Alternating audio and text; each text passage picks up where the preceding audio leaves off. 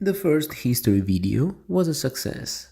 So, as I promised, I'm going to turn this entire thing into a series. I'll set no schedule, videos will still come out when I have time to make them. This video will talk about the last months of 2016, from September to December. It's a really event-rich period, and I've decided that after this one, I'll stop going ahead in time for a while to make a few videos exploring certain aspects more in detail. Many of you said that the accent isn't a problem at all. I might narrate again, but I've decided to opt for getting a different player to tell each story. As a narrator, this time I've called Mr. Butterman.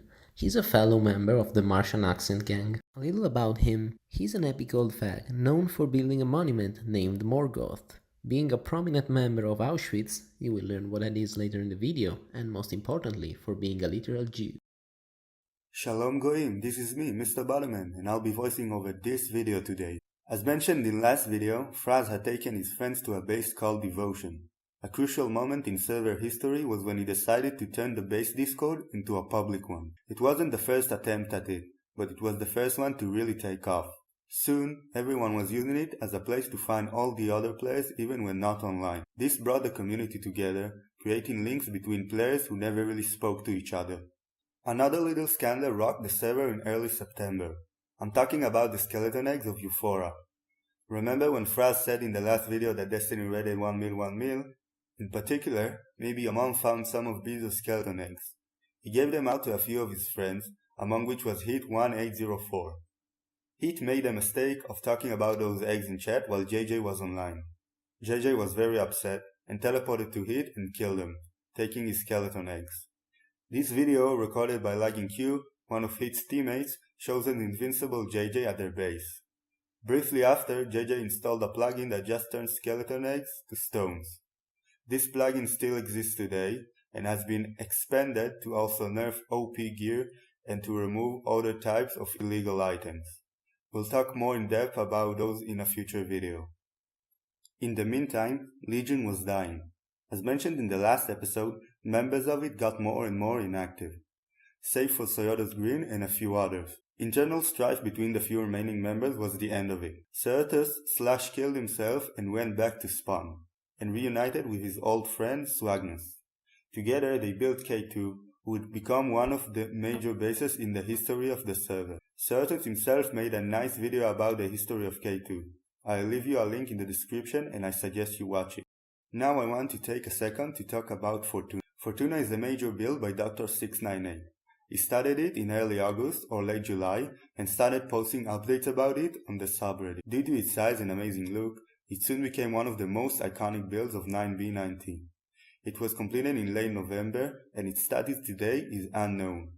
Theoretically, the only people with codes to it are Doctor himself, Fraaz, and 99Y, but there have been rumors of it being griefed by unknown players, and nobody went all the way there to check.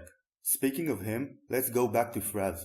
As Devotion was being griefed, Fraaz made a failed attempt at a team.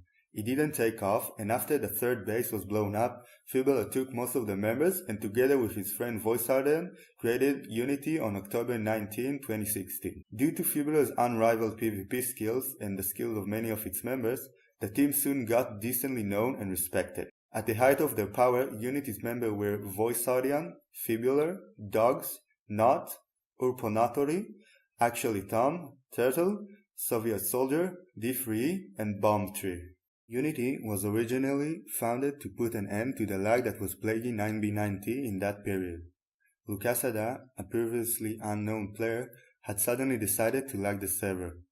Together with his friends Craze7997 and LazyBoy986, he built enormous lag machines that brought the server to its knees.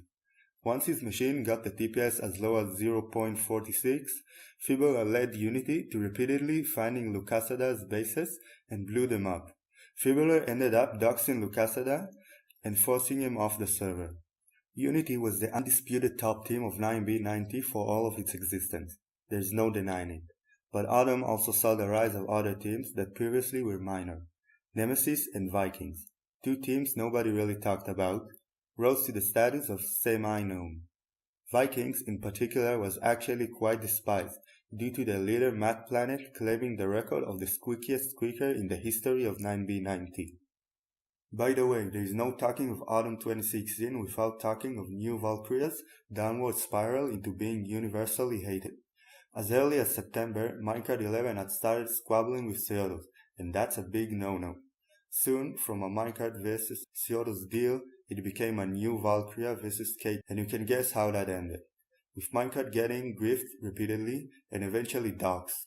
It must be said, Minecraft kept playing in spite of all the hate he was getting, and was the major source of 9b90 donations for all the time he kept playing. New Valkyria soon became a meme, due to its bases lasting usually under a week before someone incited for Syotos. In autumn, another base would be made, the base that claims the title of longest standing base on the server, although back then nobody knew about it. Its name was Dohana. It was founded on September 17, 2016 and griefed in November 18, 2018, but that's a story for another time. Another thing that brought Unity on top was the duplication glitch that would later become known as the 1111 dupe. A player I won't name imported a dupe to 9b90, and Fibular figured out how to do it as early as October, and he managed to use it to duplicate massive amounts of kits for his basemates. The dupe wouldn't become public until November 11th, hence the name 1111. Fibular knew a way to duplicate entire inventories, but most people just did it a shulker at a time, and it was in this period that a player by the name of Micah26 would become famous. His client, called Ponyboy, allowed to duplicate shulkers with a click. Panic spread when voice spread that Ponyboy was secretly backdoored. Many users blew up their bases and stashes as a consequence. It wasn't really backdoored in the end, but many thought it was anyways. The 1111 dupe coincided with the introduction of shulker boxes to Minecraft. Thanks to the combination of the two, pretty much everyone grew insanely rich on the server.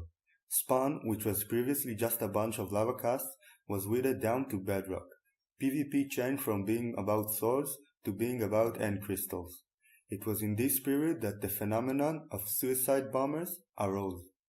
Naked players armed with just a bed would wait at nether spawn for god players and kill them with the bed explosion, to steal their gear and possibly dupe a stash for themselves. Bed bombers had existed for much longer, but they had been dying out due to the rarity of finding god players at spawn before the dupe. In November, 2B2T epic veteran YouTuber FitMC started livestreaming himself joining different servers and trying to crash them by getting his fans on. He never managed to crash 9b90. Instead, he got quite a number of players to join it after seeing his video. On November 20, 2016, the map limit was reached for the first time when hit 1804 and Zelites duped shulkers of them and used them with the intention of breaking maps for everyone. They suffered major community backlash and JJ himself intervened and broke the stash of empty maps. Not much after, maps were broken again. This led JJ to installing a plugin that would detect duplicate maps and remove them when more than a certain number was made. This plugin is, in theory, still running today. On December the 5th, Voisardian threatened to inside K2. As a result, his basemates bed-chopped him and destroyed the base themselves. Minecraft 11 made a video of himself raiding the ruins, but ended up just making a fool of himself. The day after, 2B2T epic veteran player Baba J, exploiting a bug in Spigot, acquired coordinates to a bunch of different bases and released it publicly on the subreddit. Plenty of bases were griefed. In particular, Nemesis 2.0 was destroyed by Flashback. The rivalry between Flashback and Nemesis would be a recurring theme in the following years. Christmas came, and so is Hanukkah, and JJ re-enabled the dupe for 3 days as a gift to the players. End of the year was pretty epic. Fraaz and a few Unity members made fireworks at spawn, and the future was all looking bright for 9b90. It wouldn't really be like that, but that's a story for another time. That's it for this episode. Many thanks to Mr. Butterman for narrating this and to Fibular, Voisardian and Syotos for filling my gaps in knowledge and giving me screenshots. No worries guys, for next video I'll get someone with English as their native tongue. See you next time.